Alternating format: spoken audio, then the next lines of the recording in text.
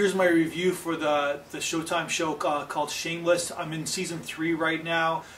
This is a very interesting show in terms of, like, I think it's sometimes it's very unbalanced because I don't really know what they're exactly trying to say in the show. But all the show is showing is a very poor family in Chicago who really doesn't have a way out of our society. So it's basically an analogy of when you're poor in today's Americana, and they're showcasing in Chicago a very like a lot of ways a very liberal city, a very blue collar city, but it's also middle America at the same time. So the city's got a lot going on for it, and basically it's showing what you do when you're poor. Like you have to pull scams, and there's a certain self-doubt going on inside of you.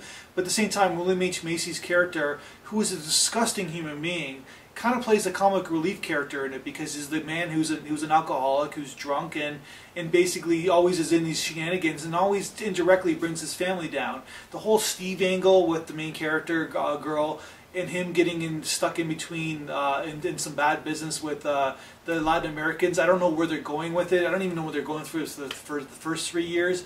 But there's still some gold in it. It's more the kids in general. The one kid who's trying to get into West Point. The one kid who's this very smart kid, but really doesn't know any other way than the world that he lives in. He kind of should be the main character of the show because that is what society is about. Basically saying that here's this person with all these gifts and basically all these like tools to his disposal because he's living in the times throughout history. If you're brought up in a poor family, you get undiscovered, or because for many reasons. One, you get undiscovered because nobody who cares who you are because you're in poor schools, etc. But two, the character himself and the psychology of the character doesn't know any other way and kind of doesn't trust the system that well because the system has done so poorly to his family. So he's kind of has this like hatred for something that people want and thinks that he could be successful in, and he's like, why should I be successful in it?